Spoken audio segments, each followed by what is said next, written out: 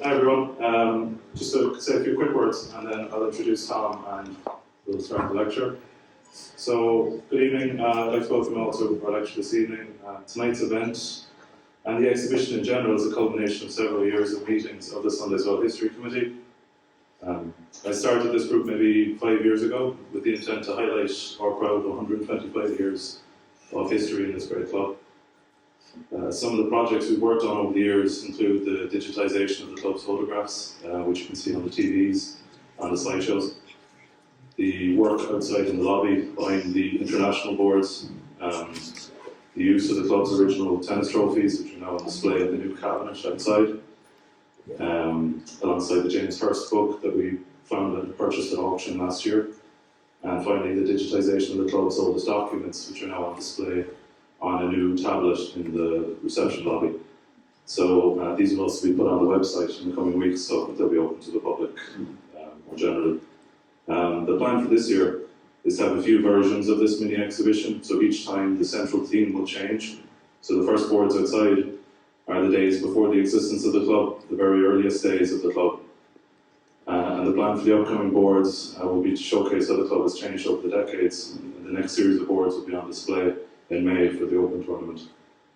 We're planning several more 125 anniversary events as well this year. I just want to highlight one or two. So the first, or the next, I should say rather, is the International Women's Night on March 8th, Friday night. The club will be celebrating the amazing Women of Sunday as well.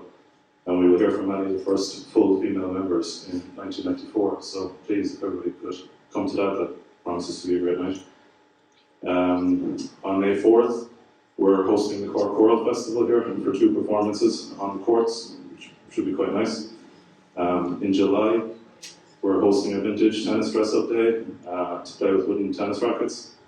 And finally, in September, we're hosting a similar night to this evening, but open to the public in Cork Culture Night. And just finally, before I introduce Dr. Spalding, can I just please take a moment to thank those who've helped on this committee over the years. So to Aylmer Barrett, Michael Buckley, Donald Johnson, Ron O'Mahony, Rory Sheehan, Claire Fennell, Claire Murray, Claire Donegan, Colleen Kennefic and Fiona Carney. Thank you very much for your time over the years. Now on to the main event, which is the honour of introducing Dr. Tom Spalding. Dr. Spalding is a consulting historian teaching in the Cork Centre for Architectural Education and Adult Education classes at Ashton School and UCC, and has undertaken work with the Crawford Art Gallery, the Sirius Art Gallery, Cork City Council. Amongst his books and articles in Cork, he co-wrote the Cork International Exhibition 1902 and 1903, a snapshot of Edwardian Cork, and his new book, Cork by Design, about life, architecture and design in Cork in the 20th century, will be published this coming autumn. So can I ask a round of applause to welcome Dr. Spalding to the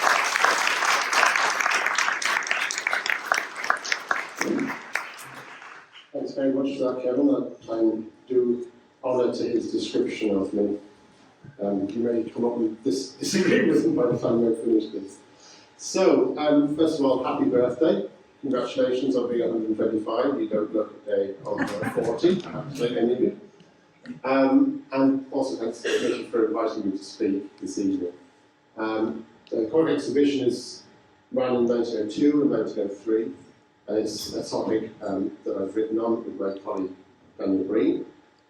It's one of those all-encompassing things, and you could talk about it at length, about a variety of different topics. I'm going to confine myself this evening to just looking at sport and entertainment.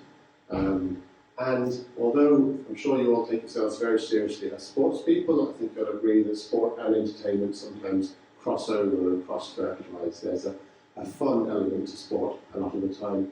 And I'll also be briefly looking at food and drink at the exhibition, so that's in that kind of area of entertainment as well. See if the technology is working first. There you go. Perfect. Okay. They're usually historical events. You can't really say that one particular person was key to driving them. Usually there's a number of very complicated factors and lots of people, but in the case of the Cork exhibition, we can actually pin it down pretty closely to one individual in terms of getting the ball rolling. And that individual was this gentleman here. Edward, later Sir Edward Fitzgerald. He was knighted in 1903 by Edward VII, and his family continued as knights until fairly recently. Now, he was actually from a very humble background. He was born in South Parish. He became a carpenter and then a building contractor. And by the end of his life, he was a very successful business person, politician, and building contractor. He had a very rare gift, one which I would love to possess, which is he could literally talk to anybody and charm anybody and be on equal terms with everybody. And by everybody, I mean literally the guys on his building sites, the fellows who built the exhibition, up to the King and Queen, and everybody in between. Unionists, nationalists, loyalists, it didn't really matter. Edward Fitzgerald was able to work with everybody, which was a great gift and was what actually allowed the exhibition to go forward. So the exhibition was built on a 45-acre site, which ran from Western Road, Wellington Bridge, or Thomas Davis Bridge down here, all the way down the Mardyke, all the way past Fitzgerald's Park, all the way down past the tennis club and the cricket club, down to here, okay, and from there to the river. It was and remains the largest industrial exhibition ever held in the country. Nothing like this was held on this scale in Belfast, and the Dubliners attempted a few years later on a slightly smaller site, and their exhibition lost money, whereas the Cork one made money, which was a good sign. Now, sport and entertainment were just one element of this exhibition. So, for example, on this diagram here, I've colour-coded all the entertainment exhibits in blue, so there they are, we'll come to them in a while. But all the green ones are the kind of exhibition buildings. So they would have demonstrations of the latest technology, they would have demonstrations of the innovations being made in agriculture and in fish farming, innovations in all sorts of fields of life, so x-rays, baby incubators, fax machines, all of these things that were up-and-coming technologies in 1902, they were being shown here. The yellow is food, the purpley pink, and then pinky orange is alcohol, and then there were retail kiosks selling cigars, postcards, flowers, bits and pieces like that, knickknacks you buy at an exhibition. Now, this is an illustration, it's slightly fanciful. It's taken from the south looking across to, that's St Mary's, Shanacheel, that church there. This is Shanacheel, this is the Sunday's Well area, the river obviously. And what you're looking at there is the largest building, the industrial hall. This is the mechanical engineering hall, the art gallery, the concert hall, and so forth. It's a slightly idealised view. This building was built, the art gallery, but it didn't actually look at all like this. I think essentially it was a glorified shed, because there were no descriptions of the building itself. They concentrate on the art and the sculpture and the photography and the archaeological exhibits inside the building. So that's just giving you a flavour. So we've got art and archaeology, photography, we've got steam trains, we've got boats, we've got people showing poplin and linen and lace. We've got demonstrations of Irish crafts. We've got music, we've got opera, we've got live orchestral music, Berlin Philharmonic. Wind Ensemble came to Cork, which I think is probably their one and only trip to Cork. Somebody might correct me on that. We even had the Japanese Imperial Navy Band came to Cork. We put on a concert that confused as many people as it delighted. This view is the site looking from roughly the Vincentian Church, looking across the river, slightly to the southwest. So this was the amusement section down here, the roller coaster, water chute, shooting gallery, Turkish bazaar, aquarium, etc., etc., the industrial hall, the machinery hall, the concert hall, and the tennis club slip was built here. Now, there isn't a tennis club per se, and we'll come on to that later. But this is the ground that we are now on, just here. So you can see we're very central to the whole site.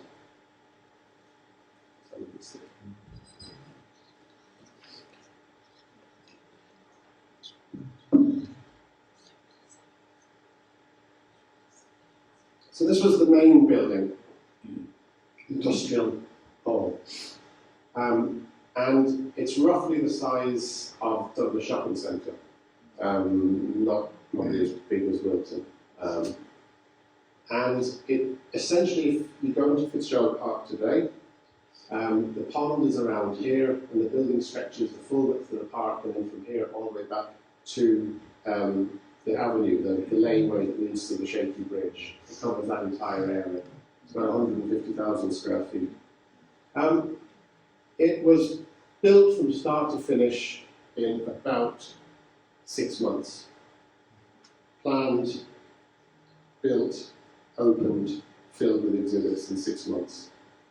I like telling the story of the electricity supply. In 1902, there was no electricity supply in this part of the city.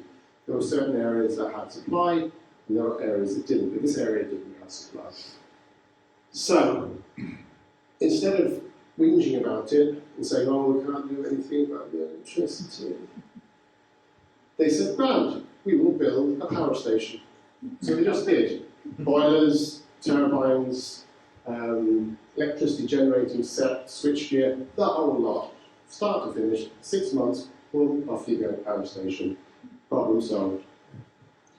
So they were really ambitious for the city, and they were able to work together, pull together, and build something quite remarkable.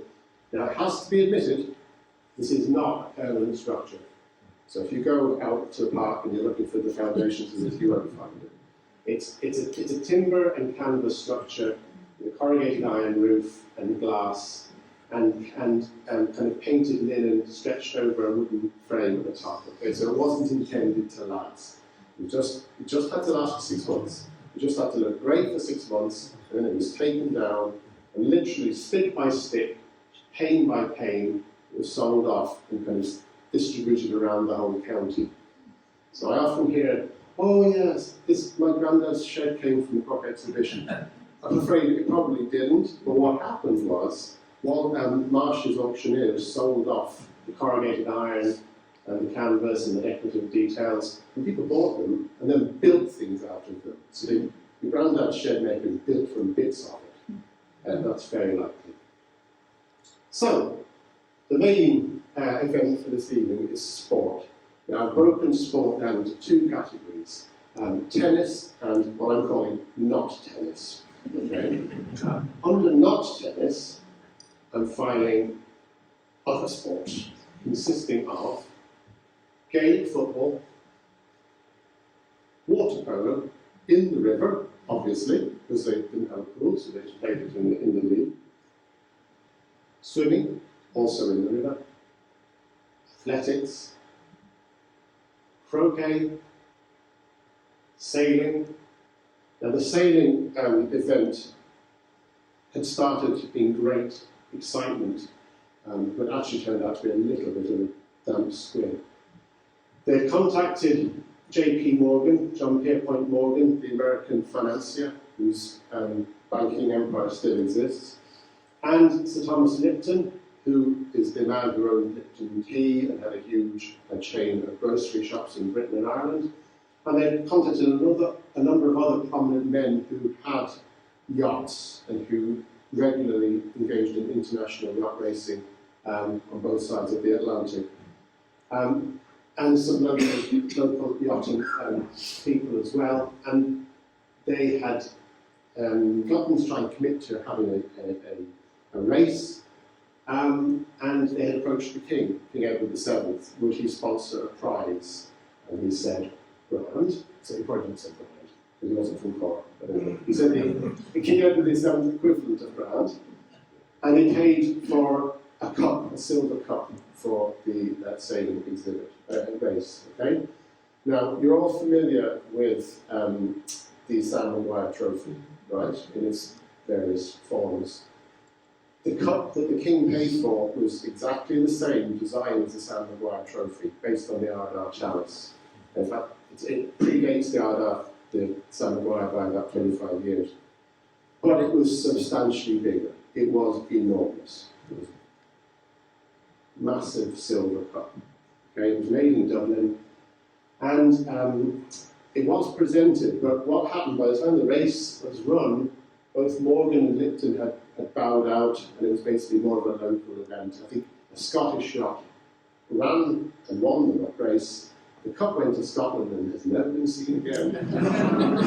I imagine it would melted down and into lots of jewellery a long time ago. But if anyone comes across a giant version of Sam Maguire with Cork International Exhibition, go for it. That's what it is. So the race, there was sailing, but didn't quite live up to the plan. Cricket, which is not surprising given the presence of the cricket club next door and the fact that the cricket club had lent the land to the exhibition committee. And the highlight of the cricket season was that the club of the Cork City and County club played an invited London County 11, which included the famous W.G. Grace, who was a medical doctor but was also better known as a cricketer. He was 52 when the match took place, so he was definitely on his, retirement, tour. And he claimed that he scored very few runs because he was too enchanted with the location. He just kept looking around. I think maybe the fact that he was rather portly and 52 probably had something to do with it as well. Now I mentioned Gaelic football right off the top there. Oops, sorry, I keep doing that. I need to do it with that, right? Now Gaelic football was planned to be held here, but I haven't actually found any mentions of particular fixtures. We do know that hurling was certainly played, and the Bars and Blackrock played a match, and there were a number of other matches. But it seems to have been not as part of any sort of league, it seems to have been as a kind of exhibition match. Okay? Obviously the GAA was nearly 20 years old by 1902, so it wasn't like people hadn't seen hurling or weren't familiar with it, but it certainly wasn't the mass participation sport that it is today. It wasn't anything like that. So I suspect what happened here is these two prominent local teams were told to come down, play the match, and people were going, oh, so that's what hurling is. It wasn't the highlight of the season. Lacrosse, we haven't even got to the bottom of the list here. You can see the range of sports. So we have lacrosse. There was the first ever international lacrosse match between Ireland and England, and Ireland beat England resoundingly, 15 goals to 3. Now, you need to imagine, obviously, all of the athletes, everybody involved here is an amateur, obviously, right? These are just weekend lacrosse players or hurling players. But you can see there's this thirst for traditional sports, the well-established sports, and kind of more novelty sports. Lacrosse would not have been widely played in Ireland in 1902. It's not widely played today, but certainly not then. Cycling. Now, the cycling events seem to have all taken place around the cricket pitch, which I think was very good of the cricket club. I don't think they'd allow that today, people pedaling around on their bikes. Actually, we have some film footage that I'm going to show you in a minute of that.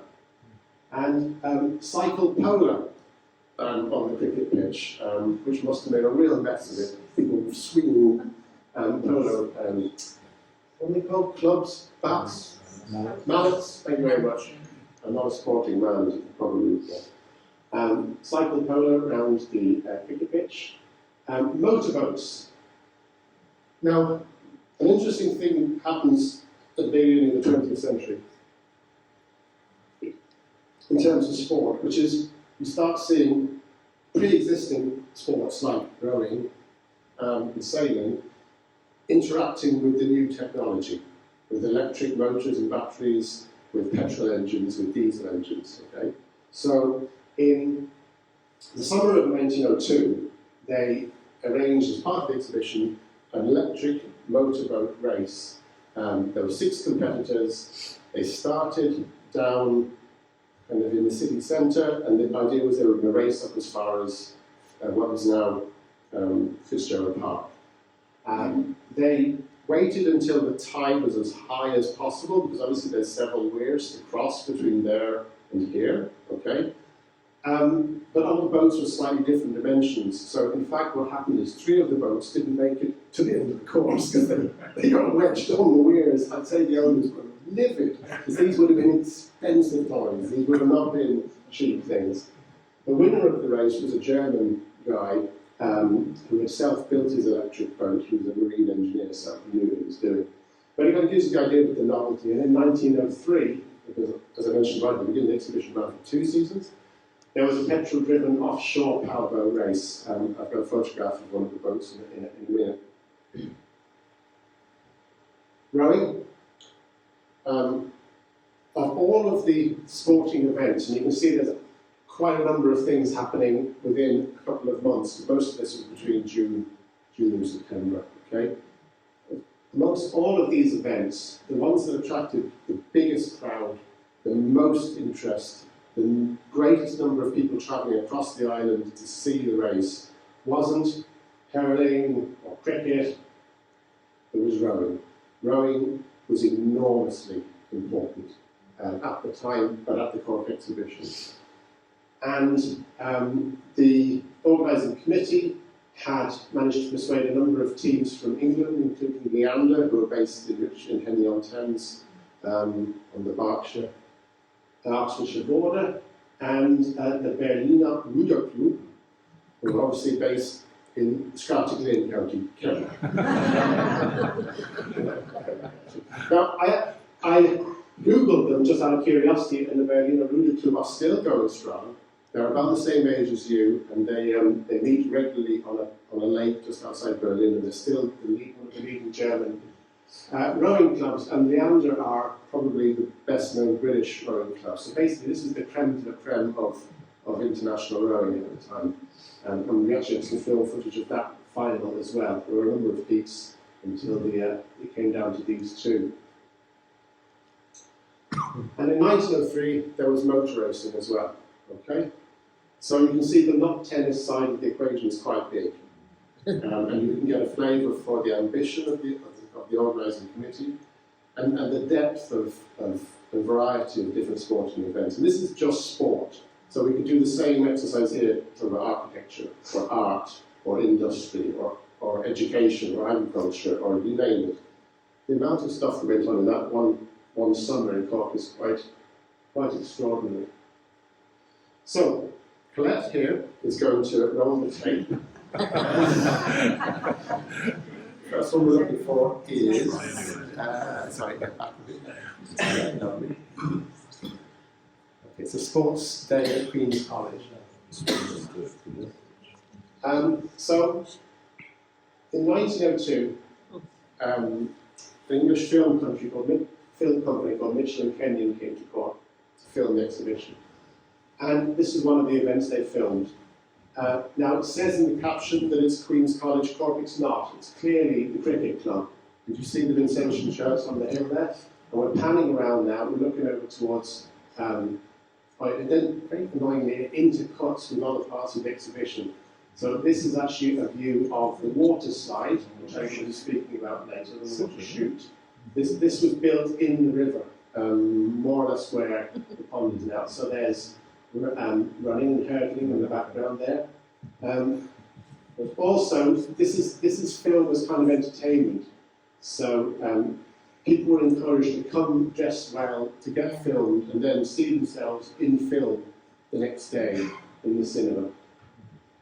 So they're cycling around the cricket ground. This guy here is not a relative of mine.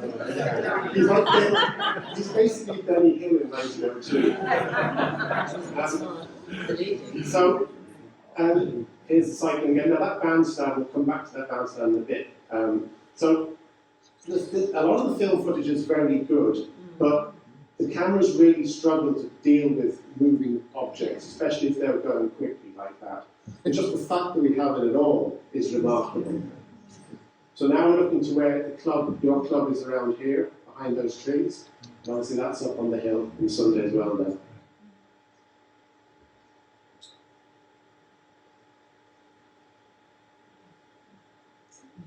There's our friend again. All of a sudden he's sober. By the time this film was made in 1902, some people, they started thinking about the kind of things you could show with film. So they tend to quite often put the person in the picture as a focus for your attention. There's another chap in a bowler hat who worked for the cinema photographer as kind of his point man. So someone running. And again, it's very hard to judge the speed and athleticism. Thanks, Kevin, that's how it's very hard to judge the speed and athleticism of these people because obviously it's a hand-cranked film and you're at the mercy of how regular and even that thing is. So we'll go back to the presentation for a second.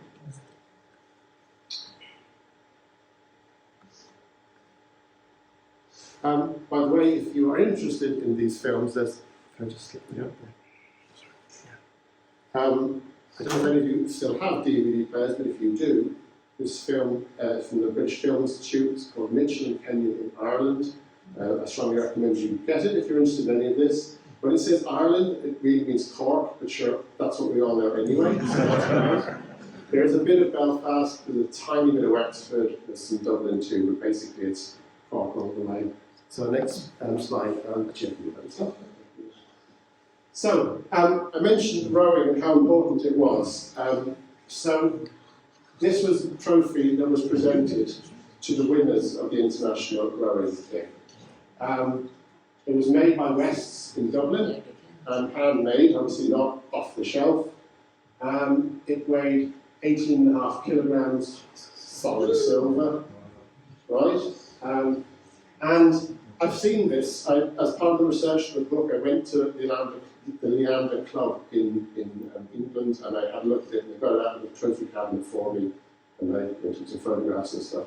It's a real work of art. I mean, it starts down the bottom here with some Celtic kind of design, and there's dolphins, there's seahorses, there's nymphs, there's all sorts of stuff. The Coxie arms are on there. It was paid for by subscription. So the organising committee of the exhibition didn't pay for it. They basically said, who's prepared to pay for it? And some toff gave 100 quid, and another toff said, I'll give 50 quid, and eventually they raised all the money. I think they were probably hoping that an Irish rowing team would win the prize and stay in the country. Unfortunately, it didn't. Leander took it to England. They had another rowing competition the following year. Leander were invited back, and another trophy was created for the winner. And obviously, they were hoping Leander would win this one either.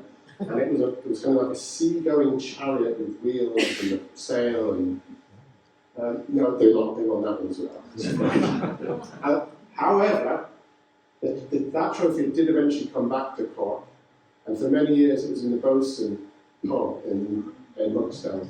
It's now in the National Rowing Centre in Fareham Woods, so it is safely in the country.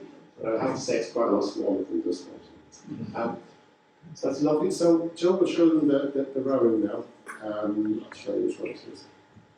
Can everyone hear me, by the way? Yes. And you can all see the right, so the next screen, please.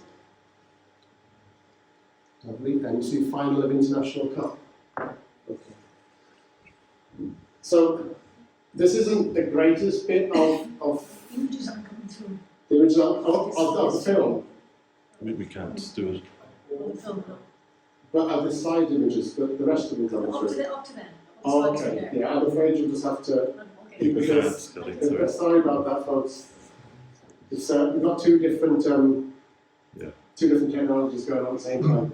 So this is a view of the marina taken from Tivoli, looking south, and that's part of the crowd there. Now, there's not that many people on the south side of the river, but when you look, when the camera pans, you'll see the crowds and crowds of people on the Tivoli side. They also got all of the city's trams and they parked them all up in a row on the tram line. And then the tram company charged people to sit on the station tram to watch the boats smart out. So it's not entirely clear from the caption which team is Berlin and which one is Leander. I suspect that's Leander because Leander won by a country mile, greatly to the disgust of the Germans. And the story of how the Germans came to be there is quite interesting. As you probably know, King Edward VII and Kaiser Wilhelm were cousins, okay? And they were kind of frenemies, you know, they were not on best of terms, but they did have a blood link. The footage is also slightly marked by hats, which is an Edwardian problem. That's a lovely hat, this is another one. Now, the cameraman was probably to blame for this, but he tells people to step back eventually, and his hand comes out there. You only get one shot of this stuff. But you can see we're looking down towards town, we're looking over towards where the power, see that? Chip level? It's gone. There was a very tall, skinny thing standing up, that's a flagpole that used to stand more or less where the Shandon Boat Club is today, so we're kind of around there. And then steamships and various other things. Lots of excitement, but obviously it's a silent movie, so we'll have to take that. So apparently what happened was when the Kaiser heard that there were a number of English teams going to Cork to race, he more or less insisted that a German team went. And so he decided to handpick the Berliner Ude Group as being the best, and they brought all of their crew, their boats, all of their equipment from Berlin to Hamburg, from Hamburg to Queenstown, from Queenstown to Cork, put all the boats back together again, and then trained on the river for a couple of days to take on. There was a telegram from the Kaiser to his boys saying, "Let's show them Brits what's what." And obviously it didn't quite work out for him. So there was that kind of political undercurrent. Because we tend to think of sport and politics and international, what happened last week with the basketball team against Israel, we tend to think of sport and politics being a point of argument is relatively new, say something that goes back to the 50s or the 30s, but really here we are in 1902, it's a crux of an international argument. Thanks, Kevin. So we'll go back to the slides. Can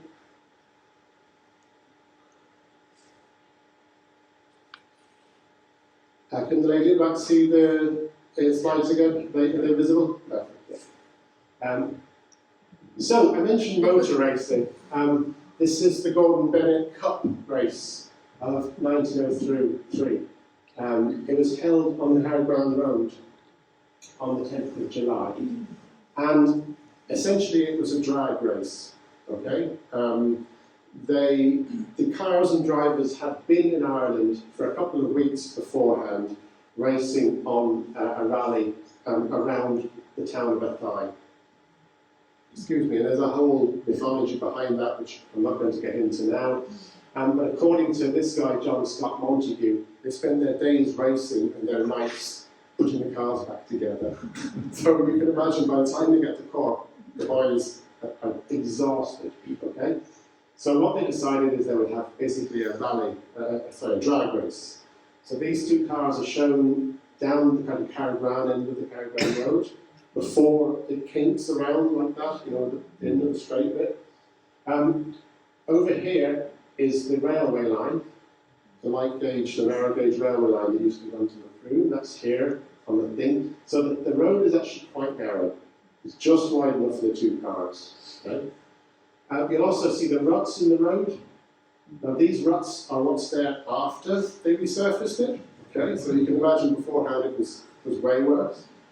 And what they did is they got the two closest matching cars, they handicapped the one that was slightly lower horsepower, and they basically started simultaneously, pegged it as fast as they could to Victoria Cross. And then they did it again and again and again until they had the person who covered the miles fastest. So in this particular heat, we see the Honourable Charles Rolls here, and the Honourable John Scott Montague MP here. I'd love to see a British MP driving one of those cars. Right now, we don't see seatbelt or windscreen today. There's a guy, the co-driver is a young man from what was then Siam, but now Thailand. I can't find his name, but I do know that he was Thai. So who do we have? Well, who do you think Charles Rolls is? Rolls Royce, bang on. So a few years after this race, he got together with his pal, Mr. Royce, founded a small car company, which is kind of still with us. Unfortunately for Charles, After racing cars, he got into aeroplanes, and he unfortunately was the first British person to die in an air accident in 1909. So he didn't live much longer, but his name lives on. This guy is not so well known, John Scott Montague. He founded, after he retired, the first motor museum in the UK, which is now called the National Motor Museum. It's in Hampshire. And so he still has a kind of legacy and an acknowledgement in the motorsport world. But let's look at these machines. They're chain-driven, they're relatively small engine capacity, but driving these guys managed to get up to about 80 or 85 miles an hour going down the straight road, right? On this surface, no seat belts, no windscreens. I think the adrenaline rush was only mighty. Of all, in the second season, this is 1903 now, the motor racing was the thing that fascinated everybody. After the races, the cars came into the exhibition grounds and they were parked up like a showroom, and everybody was and then they potted around the grounds and came back again. There was tea and cake and speeches and so forth. And people were completely amazed by these things. Okay? At the time, there might have been 500 cars on the island. So there might have been a couple in Cork, good few in Dublin, good few in Belfast. But there's a fair chance if you were up to the day from Ballydehar or Killarney, this was probably the first time you ever saw one of these. And the newspaper reporters at the time were just so excited about this being the future and how it's going to solve all the problems. Obviously, we know it brought problems of its own, but put ourselves back into those people's shoes, this must have seemed astonishing. So next slide there, please. So, I think it's after So here's the motorboat I mentioned. So the publisher of the Daily Mail sponsored this offshore race. Oh, by the way, the previous one, Gordon Bennett, was an American publisher. Newspaper publishers were very interested in these sports events because they got lots of publicity for their own paper as well. So he sponsored a race, an offshore motorboat race from Queenstown by Cove to the Marina in 1903. The winner was a chap called John Thornycroft, whose company went on to have a very long and successful career building high-speed marine vessels. They're very well known in the Second World War for building what were called motor torpedo boats. Very cool, very fast, very smelly. In the descriptions of the racing, they say that the petrol engines are more whiffy than fragrant. So people don't recognise that even then. So, at last, the tennis. Now, we don't have any photographs of the tennis matches being played in 1902, unfortunately. And you may have seen this before. It was on the wonderful calendar that Kevin and his colleagues produced. What it shows is the region around where the tennis club is today. This is obviously the cricket club. You can spot it by the double roof here. And the Mar Lake is here. So your driveway comes in like this, and your clubhouse is kind of here, and this area here is where you guys are sitting over there. That's the bandstand that we saw in the film footage a few minutes ago when they were filming the cyclists going around the cricket club. And you can see they've, oh, Jane Rackers. Oh, no. Excuse me. You can see they've marked out on this sketch, they've marked out a tennis court there, just a single court, okay? There seems to have been more than one court, but I'll come back to that in a second. But, I mean, this is the club when it's 3 years old, so it's only a wee baby. There's, not a great deal of what you would recognise as the club facilities here at all. The highlight of the tennis season was the Cork Exhibition Tournament, which was a 2-day tournament held in July. And you can see there's a range of different events here, okay? Now, I am not a tennis expert, but you'll notice that some matches are handicapped and some aren't, okay? I'm not sure if that's something that's still done widely in tennis. I know obviously in golf it's hugely important.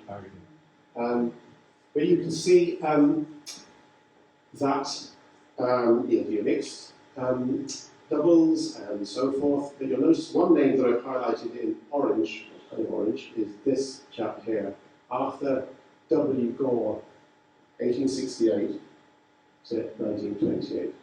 This guy was a seriously successful tennis player. Again, this is the amateur period. So he won Wimbledon 3 times. He won Wimbledon in 1902 before he came to court. So he didn't win in, he won in 1901, he didn't win in 1902.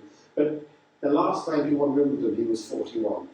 Now, even in the amateur game, you can imagine there were lots of young fellas coming along, but he was still good enough to beat them all. And he won a gold medal at the Olympics as well, just for good measure. Right? So it's not surprising, I don't think there's any sad reflection on the local players that he won the singles and the handicap singles. He had been given an enormous handicap, but he still swept the board, so he was highly talented. This gentleman here, Sweetman, he was the 1901, he was the runner-up in the All-Ireland tennis. He was the second best player in the men's game in Ireland at the time, and Gore was the All-England champion. Now, it's quite impressive the number of players that turned up to play, 125. Quite a lot of players came from this club, but also they came from Rushbrook, Glanmire, Blackrock, and further afield. And the prizes were presented by Lady Arnott of the department store fame. The Arnotts, by this stage, had Cork links, but they were essentially a Dublin family. They owned the Irish Times, they owned the department store that I just mentioned, they owned a quarter of Cash's department store in Cork. They had a large share in the Dublin Tram Company, they were extremely wealthy, but they were also kind of the people who did philanthropy and worked in the community, should we say, it's a modern way of putting it anyway. So there's Arthur. He looks very confident, doesn't he?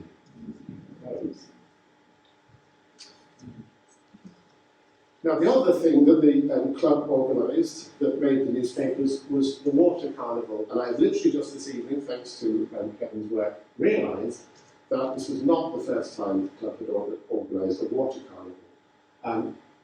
Swimming, rowing, games, novelty acts have been organised by the club very early on, and organised by members of the club before the club even existed. So this is obviously something they could do, and they knew how to do, and they enjoyed doing. So I think this is where sport and leisure and just mucking about start, merging into one. So we have a swimming race, fair enough. But then we have a barrel race. Okay, that doesn't sound quite so sporting. Then we have the pig and pole, which I think we need to imagine has been like a greasy pole going out into the river with something trying to balance on it or get in, I think. A tub race, again, probably not serious sport. In costume, okay? So people wearing novelty costumes in barrels, paddling down the river. Display of fireworks, open air concert on the water. And then the next day, more races, illuminated boats, and open air concert. And you'll notice there's a military band will be in attendance both days. Most of the music at the exhibition was military bands of one sort or another. I mentioned the Japanese Imperial Navy, but most of the bands were British Army bands or Irish regiments in the British Army. There was also the Royal Irish Constabulary Band, and then there was the Buttery Band and the Barrackstery Band and all the local bands too. So kind of fun with a kind of sporting side to it. Unfortunately for the committee, the weather was shocking.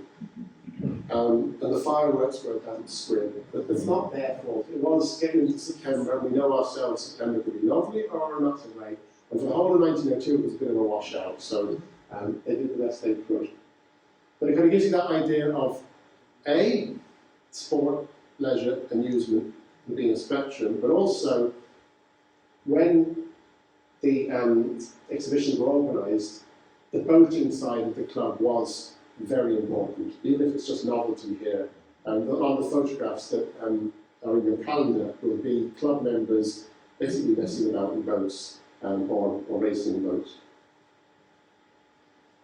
So I'm just going to very briefly look at the buildings of the club at this period. So this is a map of the grounds in 1900, or possibly early 1901, and you can see, excuse me. So there's the cricket ground, which had been established for 25 years by now. There's the pavilion that we still see, and this is the only building that is part of the club. It's underneath the gym, or rather, it's gone now, but it stood underneath the gym down at that far end of the building. And you need to imagine it being little more than a shed where boats and maybe a few croquet mallets and tennis rackets were stored, was of no great grandeur. On the site of the club during the exhibition, there was a bandstand I mentioned, cricket club, but there was a shooting range here, live ammunition, the central bar, offices, a tea room, and the ladies' loo. So it's a kind of a busy part of the exhibition grounds, but it's definitely kind of on the novelty fun side of the spectrum. The sport is kind of happening here, and it's happening on the river. When the club organised the tennis tournament, they didn't play on their own ground, they played the matches on the cricket pitch. 4 courts were laid out on the cricket pitch, and the matches were played on that. I don't know why they would do that rather than play on their own ground. Maybe just the surface was better, maybe the weather was very damp that summer and they wanted a drier surface, I don't know. But for some reason that's where they were played, rather than on their own grounds, as that illustration suggests. 1903, the second year of the exhibition, a new tea house was built, and the corporation promised that the club would secure, the tea house after the exhibition for a boat club, not for tennis, but actually for keeping their boats in. Right? Now, Kevin has got a photograph of this building, and it's no great chance, to be honest. You're probably better off without it. But unfortunately, this promise, I don't know if it was reneged on or misunderstood, but the building stood here, more or less where we are now. And there was a long and protracted argument about the building, and eventually the City Council or the corporation, as it was, basically came out one morning, dismantled it, took it away, and said, grand, now, you've got no building, happy? And there was a court case which the club won, and eventually a new building was built. Now, this was the manufacturer of your putative club that never came to anything. There were a business called Harbros in southwest London, and I love this. It says, new and second-hand churches. Just like, I'm in the market for a second-hand church, nothing too fancy, just, a few bells, that kind of thing. Chapels, missions, schoolrooms, colleges, shepherds. They also, in other adverts, they say that they sell cricket pavilions and they sell tennis clubs, right? So perhaps they were slightly more fancy than this, but I don't think so. They're basically tin sheds. When I saw this, no offense to the cricket club, but I started wondering, was their cricket club building an early hardware building? Maybe we'll find out someday. So it would have been a very basic building. It would have been absolutely bitterly cold in the winter. It would have been boiling in the summer. It wouldn't have been ideal. So what happened instead is you got this. In 1904, 1905 it was erected. It's described as a ferro-concrete clubhouse. So it's reinforced concrete, which is pretty early use of that material in Ireland. The architect was a local man, Robert Walker and Son, and the contractors were William O'Connor and Co., who were the contractors for the whole exhibition. So it seems to make sense to have them build a clubhouse. It was extended here. I don't know when. Did you ever get to look at that, Kevin? Maybe 1910, 11. Yeah, I'd say pre-World War I it was extended. So sometime between 1905 and 1914 it was extended here by 3 more bays where the snooker tables are. And in fact, this element today is the closest in feeling that the whole building would have had. We still have the beams up here. Obviously we're sitting in this area here. But this area here still feels quite like it was when it was built before the First World War.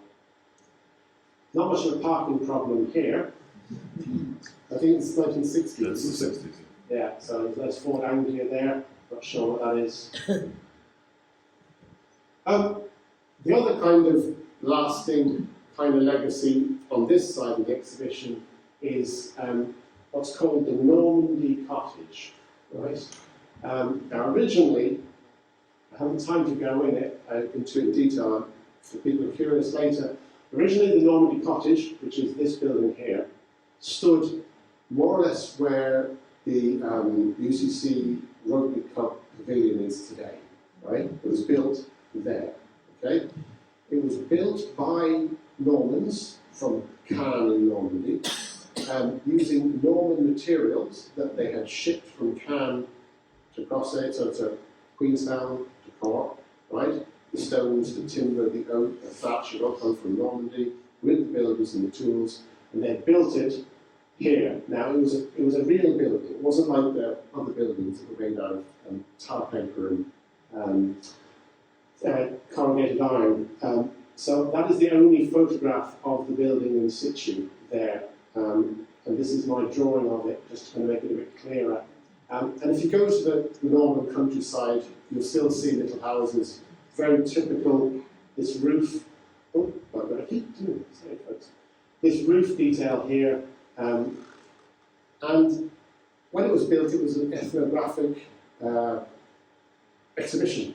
So they bought real Norman peasants from Normandy, and they're advertising as the Norman peasant.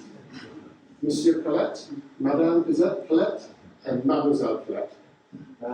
And this family lived in this building for 6 months, whilst the great and good of Cork came round looking at them, studying their shoes, going into their bedrooms and looking in their cupboards, and seeing what they were eating. I hope they got well paid. But after the exhibition, this entire building was moved, right? I have not figured out how. According to the newspapers, it more or less suggests it was put on a trolley and just rolled all the way through what is now UCC Sports Grounds, all the way through Fitzgerald's Park, and eventually it was deposited at the end of your driveway there. Okay? And then it was converted into the park attendants cottage, so that the man in charge of running Fitzgerald's Park got to live there with his family as a clerk. Okay? Building seems to have lasted until the 1920s, at which point it disappears and the present building was built. Okay, so the present building is called the Normandy Cottage, but it's not the same building at all. It's more modern. This one is far prettier, I have to say, but I suspect maybe the wooden timbers just rotted away and the thatch rotted, so they took it down. Entertainment. Food, drink and fun. So, this is a typical day of the exhibition. Military bands, visitors, Mr. Innes E. Gibson, the famous trick cyclist, can't miss him, and lots of visitors from around the country, on the county, on organised trips. Not everybody's chuffed about it. I've misspelled Terence. Apologies if there's any extremely family members here. I have a mental block with that name, Terence. Terence McSweeney and Liam DeRocher and Maud Gunn in Cork in September 1902. They boycotted the exhibition, and Maud Gunn said someday Ireland will be called upon to fight. This is 1902, not 1916. Eating and drinking. This being Cork, eating and drinking is absolutely key. There's loads of different places to eat and drink, from restaurants, hot dog stands, bars, tea houses, you name it. This is the most chic restaurant, the Chalet, which stood, it more or less stood, if you were in the present Park Cafe, and you looked to your left, it more or less stood there, where the large trees are. And this is where you would take your sweetheart if you were loaded, or this is where you would go if you were the Chief Secretary of Ireland or the Lord Mayor to have your dinner. Still, the prices are very reasonable. Lunch at €12.50. I'll take that. Amongst amusements, there are a couple that really stand out. The first is the what they call the switchback railway, which we would call a roller coaster.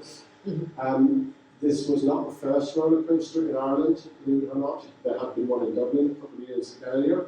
It was an indoor roller coaster, so you can imagine it must have been a bit kind of small and kind of not very good. So this is probably the biggest roller coaster built to date in Ireland. Having said that, pretty pedestrian by our standards. The average speed was, I think, 5 or 6 miles an hour, so like a good jog. But we're talking about a world where mechanised transport, there's obviously locomotives, trains have been around for a while, but small mechanised transport, cars, motorcycles, they don't really exist. So this was a big thrill. And some poor man actually managed to fall off the machine, even though it was only doing 4 miles an hour, which is not a pity. Next to it, and not shown in this photograph, was the aerial racer, which was basically a big zip wire, men only. I'll let you figure out why it was men only yourselves. But it was on the water where you saw this mixture of leisure and sport coming to the fore all the time. So this is a photograph from the vice-regal visit from the Viceroy, who was the head of Dudley? Gosh, I should know. Anyway, he was the Viceroy. He lived in what's now Arsnittor, and essentially played that ceremonial role of head of state-ish, representative of the British government, whatever you have yourself. With all of the ostrich plumes and panoplies, polished helmets of the British Empire on display there. The Lord Mayor is on the boat, the editor of the Court Constitution newspaper, all of the great and the good are on the boat. And you know something strange about that boat. The beautiful carved swan, it's called the shamrock. It wouldn't strike us as odd, but it would strike people then as odd. No oars, because it's an electric boat. So there's a whole lot of lead acid batteries under the floor here, and electric motor and propeller. And it's a beautiful object. I mean, I'm not a boat person, but I think that is really elegant. Now, this is from a newspaper. For the rural visitors, the gondolas seemed to have a fascination, but that did not carry so far as to make a trip in them. They preferred the much more solid-looking wherries or the stately electric barges. So just to show you, that's a gondola. It's not quite like the ones you see in Venice, but you'll notice the man standing up at the back. There's kind of a carved head on the front here. And that's a wherry, that boat there, which probably belonged to this club, or possibly someone at the club. All the photographs, the early photographs, show these wherries moored outside the club, or people pottering about in them. Now, so the water shoot was the big excitement. It cost a shilling to get into the exhibition, 12p, and a ride on the water shoot was 3p. Okay, so you could see the whole exhibition for 12p, but one trip on this was Scotland's. So maybe we could show this as the last bit of film. We are getting near the end if you guys are getting tired of it. Just bear with me. So if you go back to the topic then please. And exhibition, and then the second page, and then that last one, number 6. Okay, so this last bit of film shows what it says on the tin there. Duke Connaught was Commander-in-Chief of British forces in Ireland. Duke Connaught was a third son of Queen Victoria. The Fenians had tried to execute him a couple of times. That chap there with the hat and the white dress.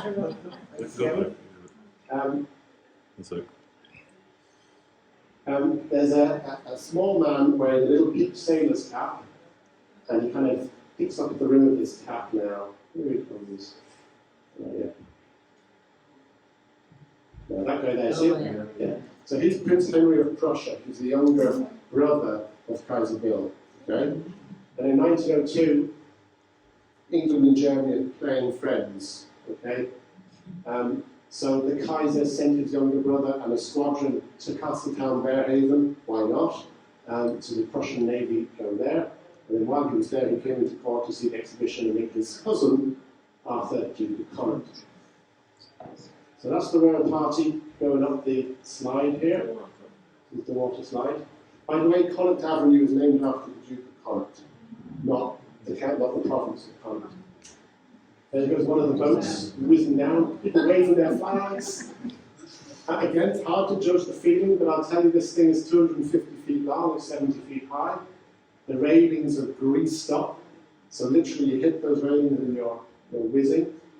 I'm going to ask you to pause again, Kevin, in a second. There's a man with a grey Homburg who I want to point out. No. It's the other plumes are just hats, just magic. And the little man with the grey Homburg there, he is he's Myrtle Allen's granddad. That's who he is. He's an architect called Arthur Hill, and Arthur was responsible for much of the design of the exhibition. I think that was on the utensils. There's Henry of Prussia going out there again, and like on a day like this, the City Council would charge double for attendance because they'd know that people would want to see these people. So it's so you can today. It's like Henry of Prussia. So that's why you're looking at kind of the Candle of Plymouth Court there. They're the proud men of the Royal Irish Constabulary. Never forget, it was an armed gendarmerie. It wasn't like guards there. Okay, now this is the important bit. There's our little beautiful boat, electric boat there. You can roll it back if you like. Okay? So they really hit the water. No life belts, no seat belts. You know, it's just well worth throttles. Well worth throttles, I'd say. What we're looking at here, obviously, that's the bottom of the gardens in Sunday as well. And there is the shamrock again with a big Union Jack on the back of it. And there's probably members of your club paddling around in their wherries and skiffs and canoes and all sorts of things. And the back.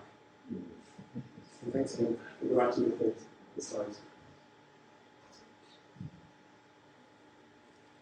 Thank you. So, this is one of the beautiful electric boats on a quiet day. A couple of the boatmen there waiting for custom. And that photograph just shows it all. That is 2 pence well spent. I can imagine the reaction when you got on dry land was again. So when you finished coming down this thing like grease lightning, you got the pilot at the back would paddle you in here. And the landing stage was downriver a bit there. Next time you're walking through the park, take the path right by the river, and if it's low tide, look into the river, and you'll still see the wooden poles in the river that held the landing pad for those boats. After the exhibition, this thing was taken down and moved to another site and reused again. But yeah, for 2 years it was the greatest thrill you could have in Cork with the clothes on.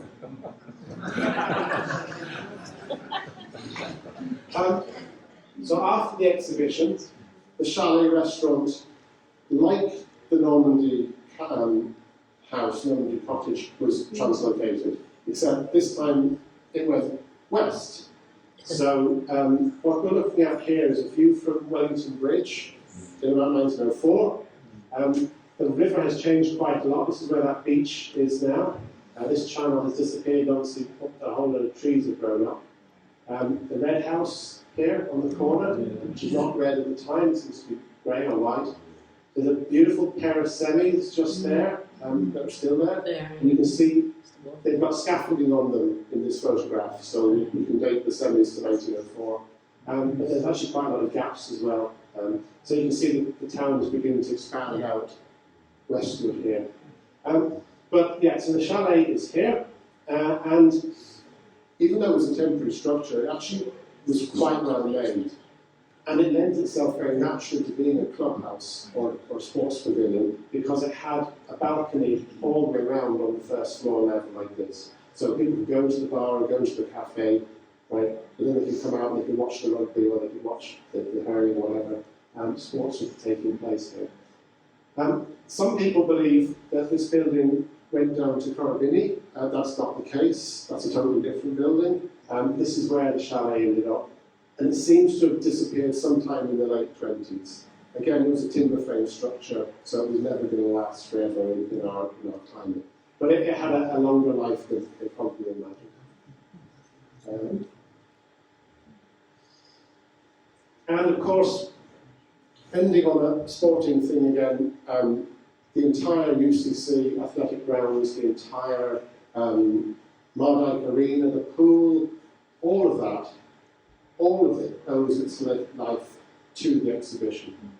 Because some of that ground was temporarily used in 1902 and 1903 for things like game of football. And in 1911, the president of UCC, Bertram Windle, purchased that farmland off the owner, and it became the UCC Athletic Grounds in 1911, and obviously it still is today. So even though the Cork International Exhibition was not a sports show or an Olympics or anything like that, sports were incredibly important at the exhibition. They were one of the mass spectator types of entertainment and events there, and the exhibition had a very, very long-term effect on sport in Cork, not just in your club, but in the greater area as well. So that's the end of me. I think I've gone a bit over time, but thank you for your patience.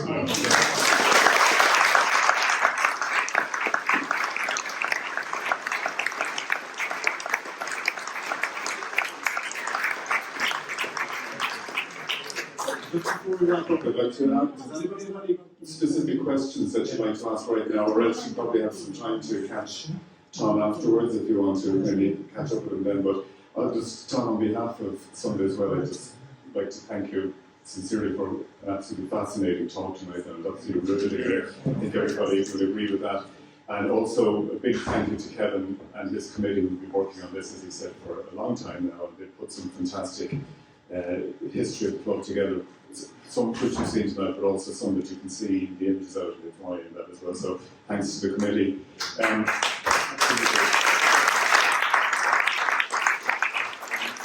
This is one of the first events that we've had for our 125th anniversary. So again, I'd like to just thank everybody for making the effort to get out tonight. It's great to see such a fantastic crowd here tonight, and we have many, many more events planned for the year. This fits in very nicely with the theme of the 125th because we're trying this year to honour and celebrate our history and heritage, and this fits very well with that. But also we are looking forward to the future of the club as well in the next 125 years, and hopefully it'll be somebody standing here in 125 years and reminiscing about nights like we've had like this. So I just hope that everybody gets a chance to enjoy as many of those events during the year as you can.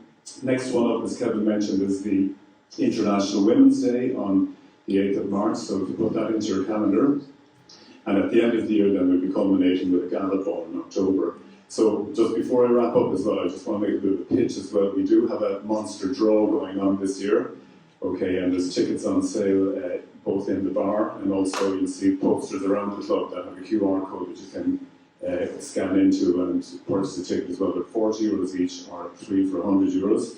So could I maybe ask everybody to think about buying them? There's some fantastic prizes. We've got a package for Queen's, Wimbledon and Roland Garros worth €5,000 each. These are big prizes, and lots of other prizes beyond that as well. So all of the proceeds of what we make out of that draw will be put directly back into helping with some of the events that we have going on this year, and also in the future developments of the club as well. So any money you spend in that respect will be put to good use. So just again on behalf of everybody, just thanks Tom, and we have a few nibbles in the bar out here. So I hope everybody stays around for a few minutes just to mingle and chat and enjoy the rest of the evening.